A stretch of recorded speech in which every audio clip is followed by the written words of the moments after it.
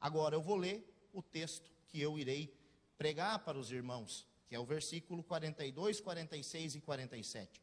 E perseveravam na doutrina dos apóstolos, e na comunhão, e no partir do pão e nas orações.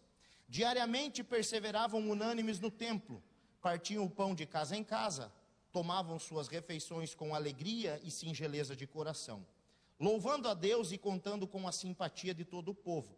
Enquanto isso, o Senhor lhes acrescentava, dia a dia, os que iam sendo salvos. Oremos. Paizinho querido, nós te louvamos pela leitura da tua palavra e pedimos, meu Deus, que nesse momento o Senhor fale conosco por intermédio da tua palavra. Tua palavra que é santa, inerrável e eficaz. A tua palavra, Senhor Jesus, é capaz de penetrar o ponto mais íntimo e profundo do nosso ser. Por isso traz, ó Deus, o nosso entendimento cativo nessa noite. E que todos aqui, do menor até o maior, do mais moço até o mais velho, possa entender a mensagem em o nome de Jesus. Amém. Uma igreja perseverante. Quando você lê esse texto ou você olha para esse texto, qual palavra mais chama a sua atenção? Para mim, a palavra que me salta aos olhos é perseverança. Eles perseveravam na doutrina dos apóstolos, perseveravam na comunhão, no partir do pão, nas orações, perseveravam unânimes diariamente no templo. Perseverança é algo que nos salta aos olhos. Mas o que é perseverança? Você já parou para pensar sobre esse conceito? O que é perseverança? Do grego proskartério, que significa, meus queridos irmãos, ser constante, diligente, acompanhar de perto. Então, quando nós olhamos para a palavra e diz que eles perseveravam na doutrina dos apóstolos, isso significa que eles acompanhavam de perto a doutrina dos apóstolos. Estar engajado, dar atenção ininterrupta. Isso significa perseverança, suportar, estar junto, continuar, perseverar, continuar até o fim. Quando foi transliterado para o latim, perseverare, que significa manter-se firme, persistir. A perseverança, meus irmãos, é uma qualidade daquele que persiste. A perseverança é uma qualidade daquele que persiste, daquela pessoa que tem constância. E quem sabe você seja uma pessoa perseverante. Quem sabe você seja uma pessoa perseverante. E você só chegou aonde chegou e conquistou o que conquistou e está onde está porque você não desistiu. Perseverança, nós precisamos disso. Nós não podemos desistir facilmente diante das dificuldades. Perseverar é conquistar os seus objetivos. Perseverar é isso, é conquistar os seus objetivos devido ao fato de você se manter firme naquilo que você acredita. Perseverança, irmãos, é uma qualidade de quem não desiste com facilidade diante das dificuldades. Daquela pessoa que continua. É a qualidade de alguém que persiste, de alguém que é obstinado, de quem é constante. Isso é perseverança. A questão é, estamos perseverando naquilo que é correto ou perseverando no erro? Perseveramos muitas vezes em projetos pessoais, mas e quanto à nossa fé? Quanto à nossa espiritualidade? Como tem sido a nossa perseverança quanto igreja? E o ser humano, ele tem, na sua maioria, muita dificuldade em perseverar, porque é antinatural perseverar. Na verdade, nós sempre buscamos fugas, atalhos, modos mais fáceis de fazer e de alcançar os nossos objetivos. Mas nós precisamos aprender a ser perseverantes. É muito mais cômodo desistir, mas nós precisamos aprender, vencer os obstáculos. Infelizmente, irmãos, a perseverança não é uma característica da maioria, quando nós falamos em assuntos relacionados à fé. Quantas pessoas, quantos líderes sucumbiram às facilidades, aos atalhos? Quantos líderes sucumbiram e pessoas que tinham uma fé invejável sucumbiram às facilidades? Porque perseverança não é uma qualidade da maioria. Como eu disse, muitas pessoas são perseverantes quanto aos seus sonhos, mas não quanto à sua fé. No primeiro momento, na primeira luta, na primeira adversidade, na primeira crise, abandonam a fé. Abandonam. Nós devemos lembrar, irmãos, que o cenário a qual foi escrito o capítulo de Atos é um cenário de intensa alegria. Foi o batismo, o derramar do Espírito Santo. No dia de Pentecostes, 50 dias depois da Páscoa, a cidade de Jerusalém estava empolvorosa de gente, mais de 15 nações representadas ali em Jerusalém, e aqueles 120 homens orando no cenáculo, de repente ouve-se um som como de um vento impetuoso, mas foi só o som. Se soltasse uma pena naquele auditório, a pena cairia assim. Passou-se o som do vento. Eles viram como línguas, labaredas de chamas de fogo sobre a cabeça de cada um, e homens e mulheres foram cheios do Espírito Santo e saíram pregando sobre as grandezas de Deus em línguas estrangeiras. É isso que vai dizer o livro de Atos. E aqueles homens, 9 horas da manhã, começaram a pregar em línguas que jamais eles tinham ouvido ou saberiam falar, a ponto de dividir a opinião da multidão. Uns disseram, estão bêbados. Outros falaram, não são galileus? Como é que podem esses homens iletrados saber da nossa língua materna e pregar sobre as grandezas de Deus? E Pedro então, que foi um homem que era um covarde, agora transformado e cheio pelo Espírito Santo, toma a palavra e prega um sermão. Vocês sabem que o final desse sermão são quase 3.000 conversões.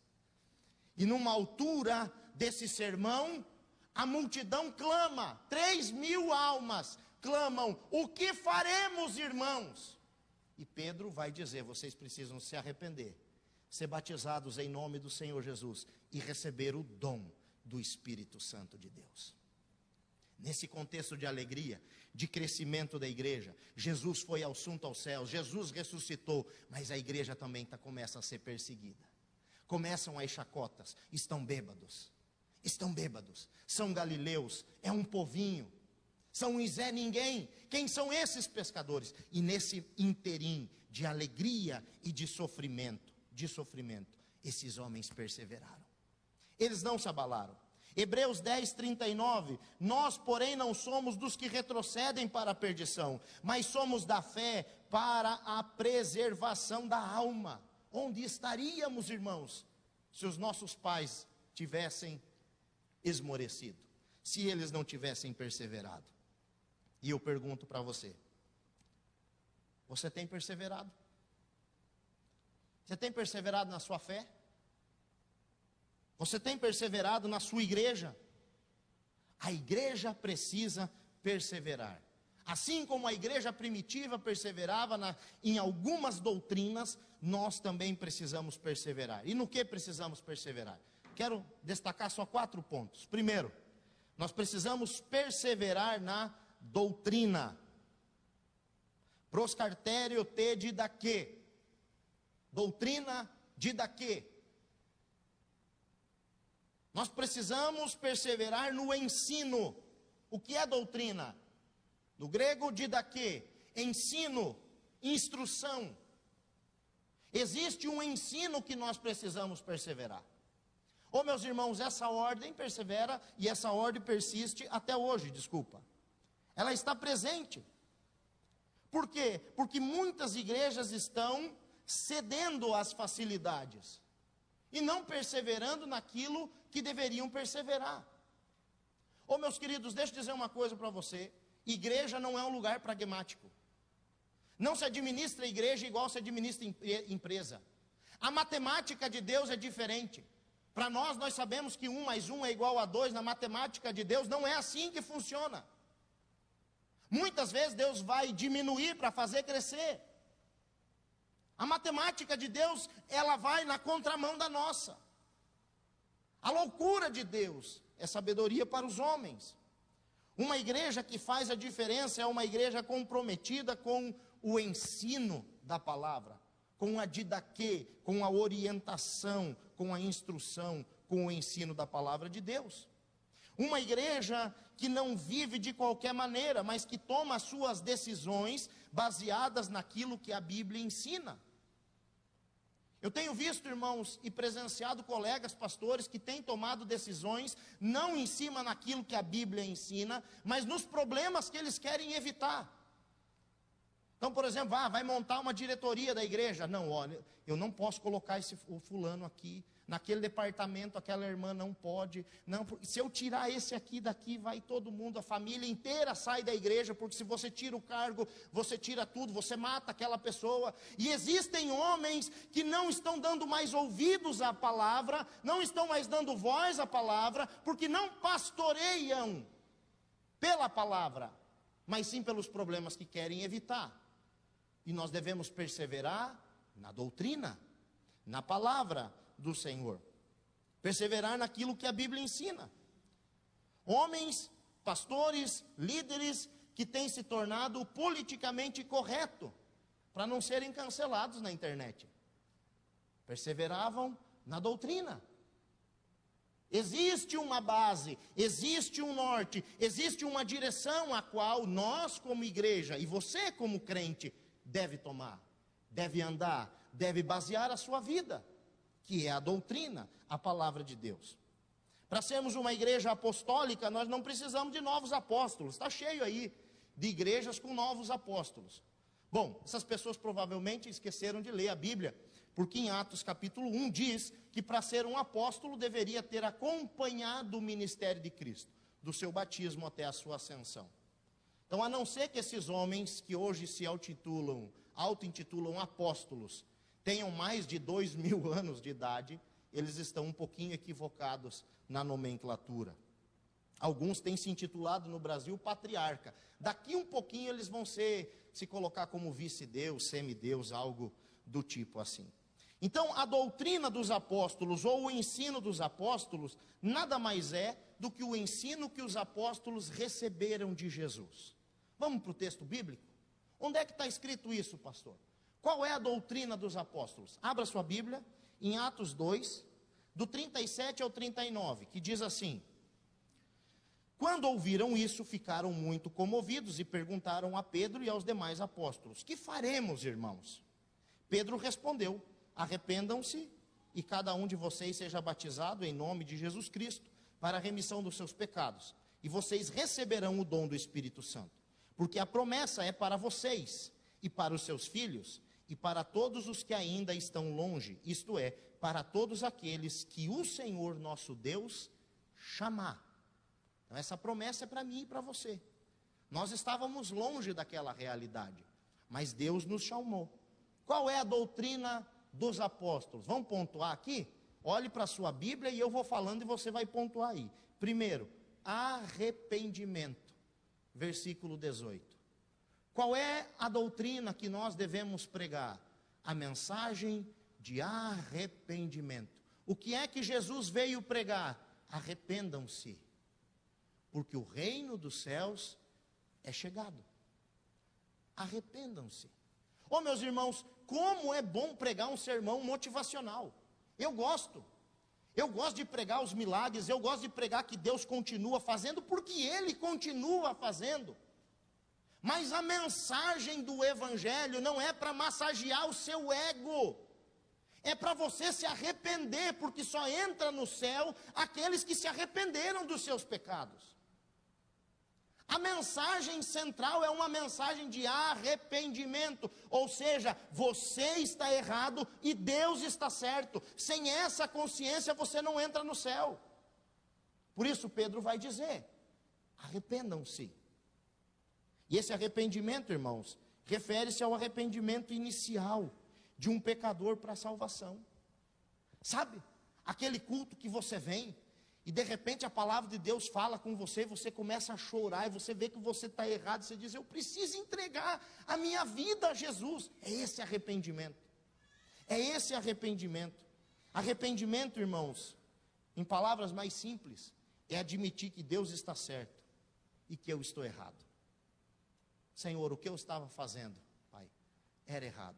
O Senhor tem razão. Me perdoa. É voltar para Deus com o coração quebrantado. e colocar diante dos pés dele e dizer: Senhor, eu estou aqui. Eu estou aqui. Segundo, doutrina dos apóstolos. Segue o texto: arrependam-se e cada um de vocês seja batizado em nome de Jesus Cristo. Batismo nas águas. Batismo nas águas.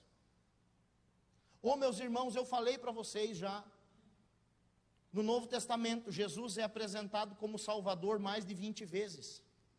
Mas ele é apresentado mais de 600 vezes como Senhor. Senhor. Tem muita gente que quer ter um relacionamento com Deus como aquela pessoa que vive amigada, sem ter uma aliança com Deus. Nós somos noiva do Senhor, a igreja é noiva do Senhor. O compromisso que Deus quer ter conosco é um compromisso sério, e isso se dá em uma prova real no batismo. Pastor, então quer dizer que eu vou me batizar e vou ser salvo? Não é isso, irmãos. Certa feita, um pregador, um grande avivalista, pegou 2 pastores, um presbiteriano e um batista. Chamou na frente do auditório. Presbiteriano batiza por aspersão, é uma canequinha d'água na cabeça. O batista tem que ser uma piscina, um rio, tem que batismo por imersão. E esse pastor falou o seguinte: qual de vocês usa mais água no batismo? Aquilo gerou um constrangimento para os 2 pastores e para a plateia. E antes que algum deles falasse alguma coisa, ele disse: não interessa. Porque a língua daqueles que se batizam fica seca. Se não houver um derramamento do Espírito Santo e uma verdadeira conversão, entra um pecador seco e sai um pecador molhado. Batismo.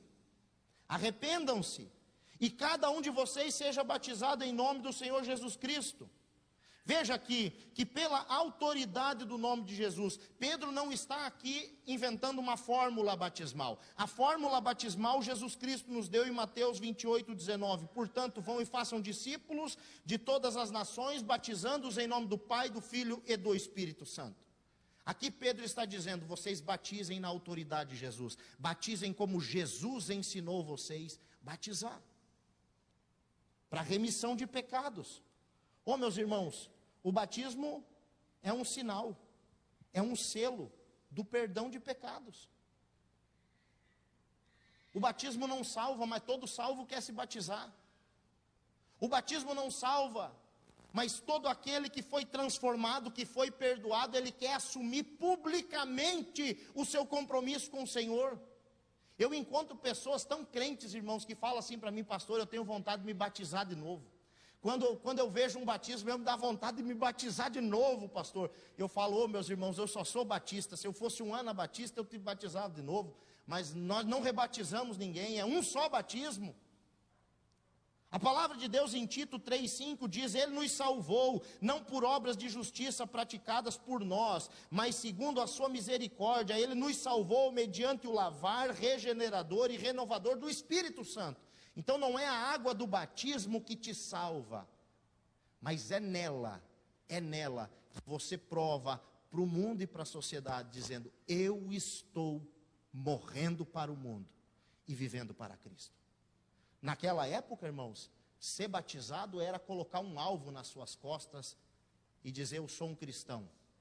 Os cristãos que não eram mortos eram presos, torturados e perdiam os seus bens. Existem lugares na Ásia, na África, onde pessoas são mortas. Nós acompanharam 2025, quantos cristãos na Nigéria foram mortos. Mas aqueles homens e mulheres não escondiam o seu desejo de se batizar e descer as águas do batismo. O batismo não salva, mas todo salvo deseja se batizar. Em terceiro lugar, na doutrina dos apóstolos, o batismo espiritual. E vocês receberão o dom do Espírito Santo. Ainda no versículo 38. O arrependimento, irmãos, garante a salvação, que torna o crente pronto para ser batizado pelo Espírito Santo.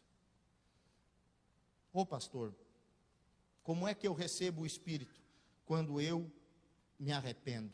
No dia da minha conversão. Por isso que eu digo, irmãos, o dia da sua conversão, muitas vezes pode ser o dia que você realmente aceitou Jesus. Mas muitas pessoas naquele dia estavam só emocionadas. Tem pessoas que 10 anos depois que se batizaram, vão se converter realmente. E tem pessoas que aceitaram Jesus, vieram aqui à frente, fizeram estudo de batismo, foram batizados e vão morrer e não foram salvas pelo Senhor. Quantas pessoas? Quantas pessoas? Receber o dom do Espírito Santo significa ser habitado pela pessoa do Espírito Santo.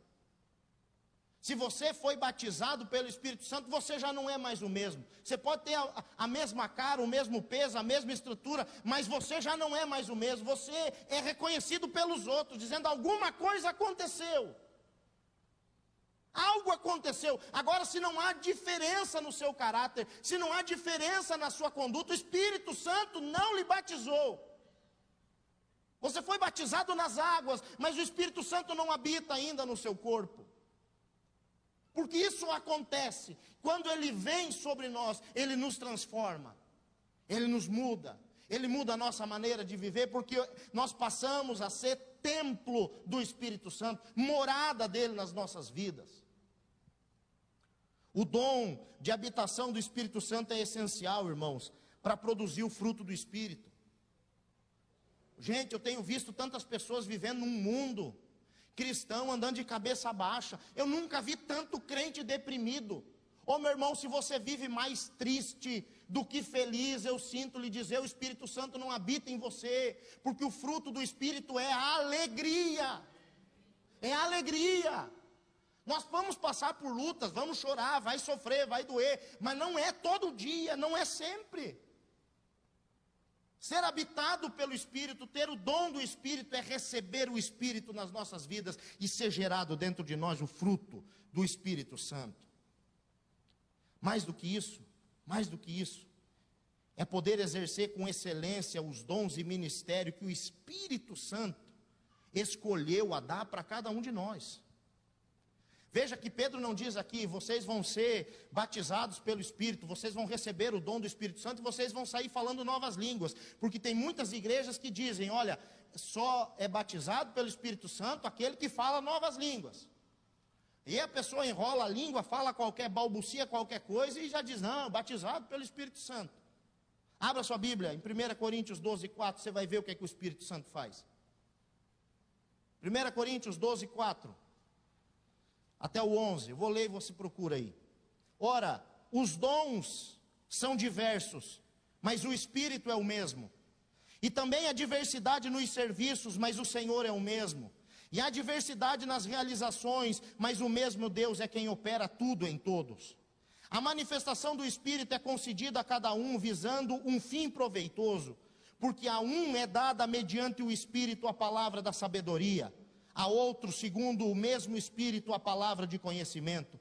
A um é dada no mesmo Espírito a fé, a outro no mesmo Espírito dons de curar, a outro operação de milagres, a outro profecia, a outro discernimento de espíritos. A um é dada a variedade de línguas e a outro a capacidade de interpretá-las. Mas um só é o mesmo Espírito, realiza todas essas coisas, distribuindo-as a cada um individualmente conforme Ele quer. Existe uma variedade gigantesca de dons, meu irmão. E o Espírito Santo é quem distribui da maneira que Ele quer. Ser habitado pelo Espírito é receber o dom do Espírito. E essa expressão, então, técnica que nós usamos, ser batizado no Espírito ou com o Espírito Santo, se refere a esse batismo inicial, essa inserção no corpo de Cristo.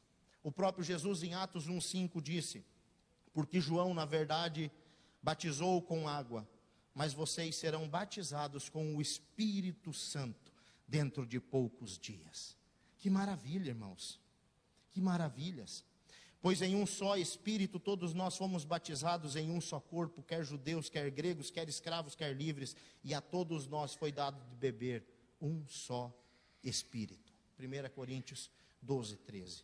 Qual é a importância de ser batizado com o Espírito Santo? De receber o Espírito Santo? Por que eu preciso perseverar na doutrina e receber o Espírito Santo? Em primeiro lugar, o Espírito Santo motiva, irmãos, uma pessoa a fazer ou não fazer algumas coisas. Tem coisas que o Espírito Santo vai nos motivar a fazer. Quer ver? Se você ir para Atos capítulo 8, você vai encontrar um camarada chamado Filipe. E ele quer ir para um lugar. E o Espírito Santo diz, vai por outro. Mas a estrada que o Espírito Santo manda ele ir é uma estrada no meio do deserto, no meio do nada. E o Espírito Santo diz para ele, vai para lá, porque vai ter uma carruagem e você vai chegar do lado daquela carruagem. É o Espírito Santo quem direciona. O final dessa história é um eunuco sendo batizado e o Filipe sendo transladado para outro lugar. Quer ver? Mais do que isso, Atos capítulo 13. Diz o texto que eles estavam adorando o Senhor e jejuando. O Espírito Santo disse, separem-me agora, Barnabé e Saulo, para a obra que eu os tenho chamado. É o Espírito Santo quem escolhe. Mas o Espírito Santo também, é ele quem diz não. Ele diz não, ele diz vão e façam. Mas ele diz não. E aqui no texto de Atos, capítulo 16, versículos 6 e 7, 2 vezes o Espírito vai dizer não. Paulo quer ir para uma região, mas o Espírito diz não. E percorreram a região frígio-gálata, tendo sido impedidos pelo Espírito Santo de pregar a palavra de Deus na província da Ásia. Chegando perto de Mísia, tentaram ir para a Bitínia, mas o Espírito de Jesus não os permitiu. Então, ter o Espírito é ser direcionado pelo Espírito. A palavra de Deus vai dizer em Romanos, todo aquele que é guiado pelo Espírito de Deus, esses são os filhos de Deus. Quando você vai tomar uma decisão, você fala, Espírito Santo, é para mim fazer ou não é? É para mim ir ou não é? Eu vou viajar ou não vou viajar? Qual que é a vontade do Pai para a minha vida? Uma pessoa sem o Espírito Santo vive em desgraça. Segundo, é o Espírito Santo quem encoraja a ousadia. E nós precisamos de ousadia. Atos capítulo 4, vai dizer, no versículo 13, que Pedro e João foram para o templo. Chegaram no templo, curaram aquele homem que estava pedindo esmola. E aí entraram para dentro do templo, todo mundo, com aquele homem pulando, aquele coxo pulando, aquela alegria toda. Reuniu-se uma grande multidão. E diz o texto que o que chamou a atenção dos oficiais era a ousadia com que aqueles homens anunciavam a palavra de Deus. Ousadia. Aí, no versículo 31, eles ficam presos, são liberados debaixo de forte ameaça, eles voltam para casa. Atos 4:31, tendo eles orado, tremeu o lugar onde estavam reunidos. Todos ficaram cheios do Espírito Santo e com ousadia anunciavam a palavra de Deus. Espírito Santo, meu irmão, não enche você para ficar virando cambalhota dentro do culto, fazendo movimento de helicóptero dentro da igreja, dando tiro no microfone. Isso aí é bobeira. Isso aí é infantilidade, irmãos. O Espírito Santo de Deus enche você, e enche você para colocar você de pé, com um coração cheio de ousadia, para anunciar a palavra de Deus, seja no seu trabalho, seja na sua escola, seja onde você está. Você é um crente ousado para pregar a palavra. É isso que o Espírito Santo faz. É isso que ele faz. Em terceiro lugar, ele serve como meio de comunicação e revelações divinas. Como eu disse, Romanos 8:26. Da mesma maneira, também o Espírito nos ajuda na nossa fraqueza, porque não sabemos como orar como convém, mas o próprio Espírito intercede por nós com gemidos inexprimíveis. E aquele que sonda a mente do Espírito, aquele que sonda os corações, sabe qual é a mente do Espírito. É Ele. É o Espírito Santo quem leva as suas orações. É o Espírito Santo quem intercede por você, com gemidos inexprimíveis. Inexprimíveis. Em Atos capítulo 11, o Espírito Santo avisou um homem chamado Ágabo, que haveria uma grande fome no mundo. E a igreja deu ouvidos e se preparou. Em Atos capítulo 21, havia armadilhas de morte em Jerusalém, mas o Espírito Santo falou para os discípulos e eles alertaram Paulo. E Paulo ficou mais 7 dias naquela cidade. O Espírito Santo é quem revela, é quem fala. É o Espírito Santo quem leva os assuntos da terra para o céu e é quem traz os assuntos do céu para a terra. É o Espírito Santo. Em quarto lugar, o Espírito Santo é a fonte de sustento, consolação e alegria, de triunfo para os cristãos, irmãos. Por isso a palavra de Deus diz, e não se embriaguem com vinho, pois isso leva à devassidão, mas encham-se do Espírito Santo. Oh, meus irmãos, perseverar na doutrina amadurece e fortalece a igreja do Senhor. Efésios 4:14 diz: para que não mais sejam como crianças, arrastadas pelas ondas e levadas de um lado para o outro por qualquer vento de doutrina, pela artimanha das pessoas e pela astúcia com que induzem ao erro. Nós precisamos perseverar no ensino da palavra de Deus. O Espírito Santo vai vir trazendo clareza através do ensino da palavra de Deus. Segundo, perseveravam na comunhão. Versículo 42, veja aí. E perseveravam na doutrina dos apóstolos e na comunhão, na coinonia, na parceria, na participação, no compartilhar, tendo um interesse em comum. Ô irmãos, uma igreja é perseverante quando há nela unidade entre o povo. Um sustenta o outro nas suas dificuldades. O que adianta ser uma igreja que tem uma boa doutrina, mas é um querendo que o outro se arrebente? Você não tem parceria, você não tem comunhão, você não tem coinonia, cada um com os seus problemas. É um lugar de adversidade e não de crescimento. Quando há um ambiente de amizade e simpatia, as pessoas se sentem bem. A comunhão é quão importante quanto a busca pelo estudo, a doutrina. Existem igrejas que não têm doutrina, irmãos, que não existe busca, mas você olha e estão lotadas. O púlpito é zero. O púlpito é zero, é menos zero. Mas você chega lá, tem uma pessoa que te recebe na porta. E aí, meu irmão, como é que você está? Como é que é o seu nome? Você já veio aqui? E essa pessoa te conduz, te coloca numa cadeira. Você se sente amado. Você volta naquele lugar porque você se sentiu amado naquele lugar. E nós precisamos ter essa consciência de perseverar na comunhão. Perseverar na comunhão. Colossenses 3,13, suportem-se uns aos outros e perdoem-se mutuamente, caso alguém tenha motivo de queixa contra outra pessoa, assim como o Senhor perdoou vocês, perdoem também uns aos outros.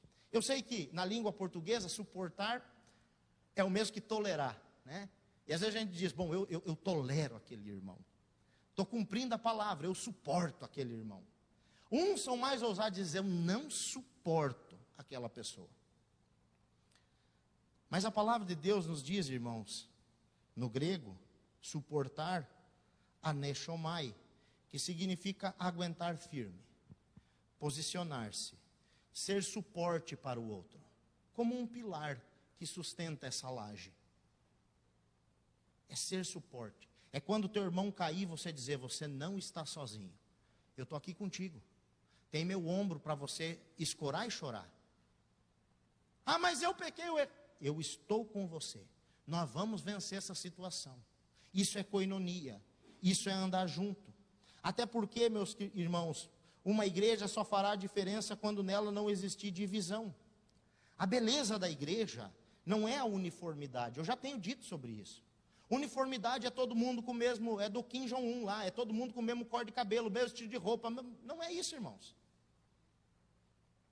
A Bíblia prega a unidade.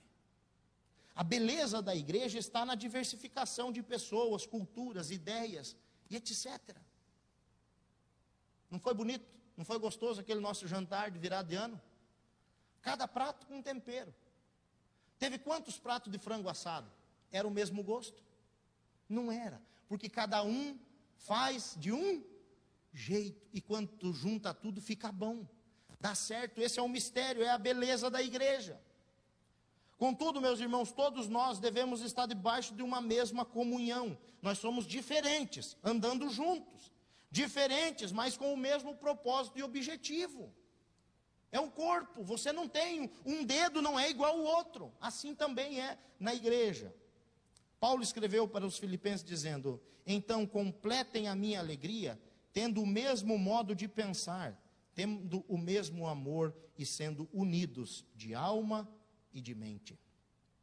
A igreja primitiva nutria a comunhão dos salvos, e eles permaneciam em união, a ponto de nós lermos ali que eles tinham tudo em comum.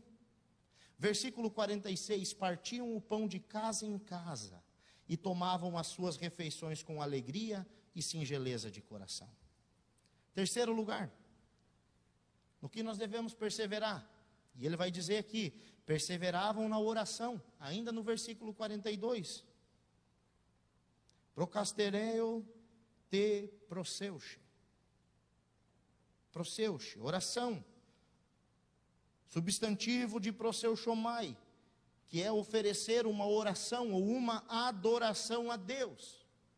Suplicar, orar fervorosamente por alguém, oferecer a alguém uma oração como consolo.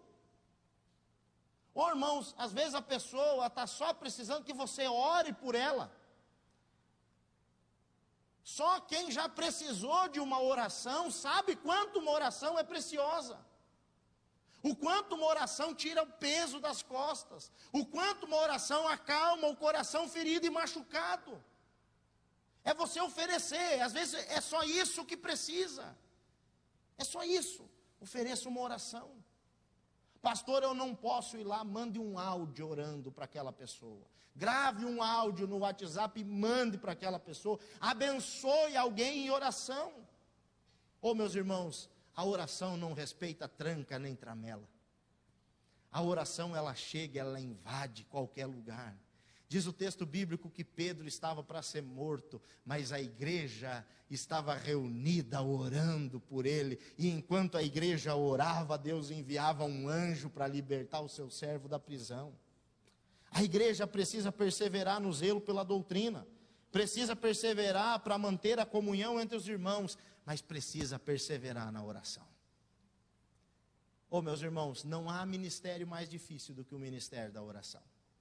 Cantar, nós podemos passar a noite inteira aqui cantando, você vai ficar cansado. Agora eu duvido, você bota o joelho no chão, parece que você ficou 3 horas, quando você olha no relógio passou 10 minutos. É o ministério mais difícil que tem. Nós podemos fazer uma vigília de louvor e adoração, 80% vai ser louvor, 20% vai ser oração. Ninguém aguenta passar uma madrugada inteira orando, a não ser que você tenha um ente querido seu, entre a vida e a morte.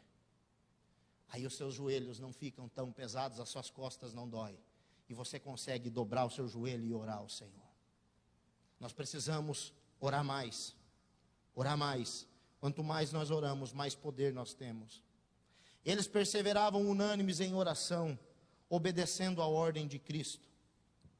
Eles oraram para escolher quem iria substituir Judas. Pedro e João estavam indo no templo orar quando curaram o coxo. Depois que foram libertos, Pedro e João oraram com a igreja e aquele lugar tremeu. Eles oraram para escolher aqueles 7 homens que iriam servir alimentos para as viúvas.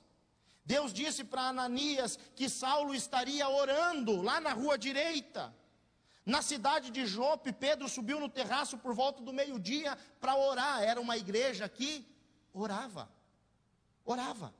Isso nos ensina, irmãos, que uma igreja que transforma a sua realidade é uma igreja que tem uma agenda de oração. Romanos 12:12. Alegrem-se na esperança, sejam pacientes na tribulação, perseverem na oração. Precisamos orar. Devemos orar uns pelos outros, como diz em Tiago 5,16. Orar pelos aflitos, Tiago 5,13. Devemos orar pelos doentes, Tiago 5,14. Devemos orar pelos nossos inimigos, Mateus 5,43. Devemos orar pelos nossos governantes, devemos orar por todas as pessoas, e inclusive por nós mesmos. Jesus disse em Mateus 26,41, vigiem e orem, para que vocês não caiam em tentação. O espírito está pronto, mas a carne é fraca. A carne é fraca. Em último lugar, no que essa igreja perseverava? Perseveravam em congregar. E agora eu quero ler com vocês o versículo 46 e 47. Diariamente perseveravam unânimes no templo, partiam o pão de casa em casa e tomavam suas refeições com alegria e singeleza de coração, louvando a Deus e contando com a simpatia de todo o povo, contando com a simpatia de todo o povo. Enquanto isso, o Senhor lhes acrescentava dia a dia os que iam sendo salvos. Note aí essas duas frases: diariamente perseveravam unânimes no templo, louvando a Deus. Que coisa maravilhosa.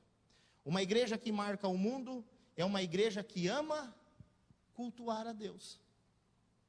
Eu amo estar na casa do Senhor. Para mim, é os melhores dias da semana. É os dias que eu estou junto com vocês, cultuando a Deus, louvando a Deus, em comunhão com os irmãos. Eu amo estar na casa do Senhor.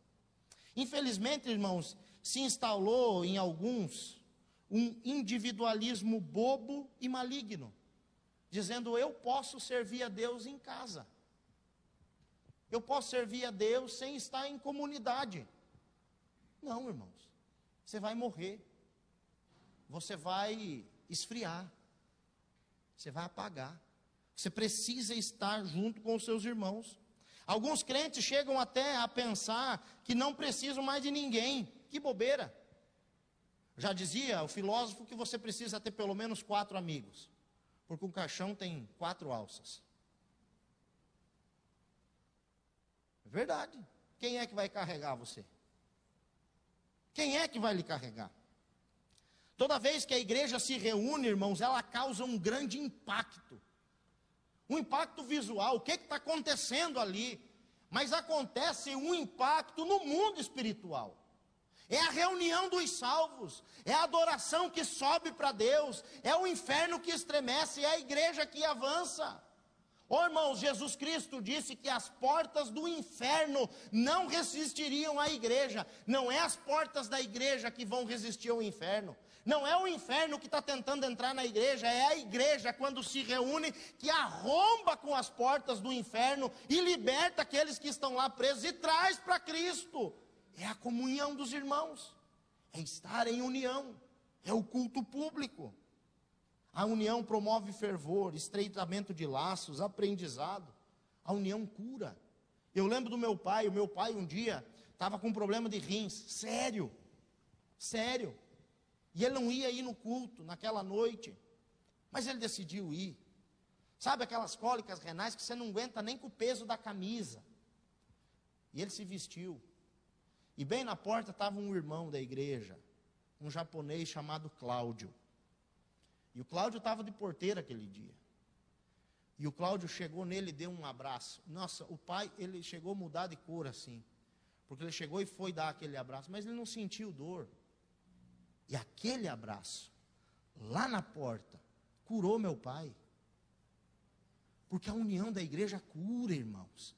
Cura a alma e cura o corpo também. É aqui aonde o Senhor ordena a bênção. A bênção acontece quando os crentes se reúnem. Salmo 133, ó quão bom e agradável é que os irmãos vivam em união. É como o óleo que desce sobre a cabeça, para a barba, até a orla de Arão, e ali o Senhor ordena a sua bênção. É na comunhão. A comunhão promove isso. Por isso a palavra de Deus em Hebreus 10, 25 diz: não deixemos de nos congregar, como é costume de alguns. Pelo contrário, façam admoestações, e ainda mais agora que vocês veem que o dia se aproxima. Irmãos, abram os olhos. Vocês já pararam para prestar atenção como o nosso clima está mudado? Tudo isso foi profetizado. Tudo isso está escrito na palavra de Deus. Não vivam como cegos, o dia do Senhor Jesus Cristo se aproxima. E a Bíblia diz que um dos maiores sinais é que o amor de muitos iria se esfriar. Prova disso é os lugares vazios dentro das igrejas. Não fique em casa, venha para a igreja. A união da igreja promove louvor, adoração, comunhão, unidade. E tudo isso resulta em simpatia dos de fora e crescimento aqui dentro. Termino com o versículo 47, que diz assim: louvando a Deus e contando com a simpatia de todo o povo. Enquanto isso, o Senhor lhes acrescentava dia a dia os que iam sendo salvos. Você prestou atenção? Vou ler de novo. Louvando a Deus e contando com a simpatia de todo o povo. Enquanto isso, o Senhor lhes acrescentava, dia a dia, os que iam sendo salvos. Ô meus irmãos, enquanto isso o quê? Enquanto a igreja perseverava na doutrina, enquanto a igreja perseverava na comunhão, enquanto a igreja perseverava nas orações, enquanto a igreja perseverava no congregar, o Espírito Santo ia salvando pessoas e trazendo para a igreja, e trazendo para a igreja, e colocando mais gente naquele lugar. O crescimento da igreja foi algo exponencial. Começou naquele avivamento com 120, depois quase 3.000 almas, depois mais 2.000 almas se converteram.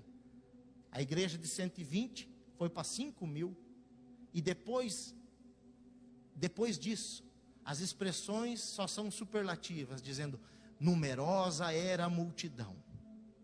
Numerosa era a multidão dos que criam. Oh, meus irmãos, nós precisamos perseverar na comunhão do Senhor. Nós precisamos perseverar. É tão importante quanto, irmãos, a doutrina, uma igreja saudável, uma igreja cheia do Espírito Santo, uma igreja amável. É tão importante quanto uma igreja que persevera no congregar, que ama estar junto. E eu quero convidar você para ficar de pé. E nós vamos encerrar esse culto hoje cantando uma canção. Uma canção que eu acredito que a maioria de vocês conhece. A Aliança. Tem uma parte dessa música que diz: como é precioso, irmão, estar bem junto a ti, e juntos, lado a lado, servir ao Senhor. Nós vamos terminar esse culto, eu vou orar pela sua vida, e você vai sair do seu lugar depois e vai cumprimentar os seus irmãos, e eu vou estar ali na porta para cumprimentar você também, e dizer que é um prazer servir a Deus junto com vocês. Senhor Jesus, nós queremos apresentar a Ti, meu Deus, esse culto, te louvar e te agradecer por tudo, meu Pai, e pedir, ó Deus, que o Senhor aplique em nós esta palavra. Senhor Jesus, que nós venhamos perseverar na doutrina dos apóstolos, na comunhão, ó Deus, na união, nas orações, em estar junto, ó Pai, que nós venhamos ter prazer em estar junto, servindo ao Senhor. Que esta igreja, meu Deus, seja uma igreja de homens e mulheres cheios do Espírito Santo de Deus. Atrai, Senhor Jesus, para cá aqueles que estão, Senhor Jesus, precisando ouvir a palavra e hão de herdar a salvação. Assim eu oro em o nome santo e precioso de Jesus. E a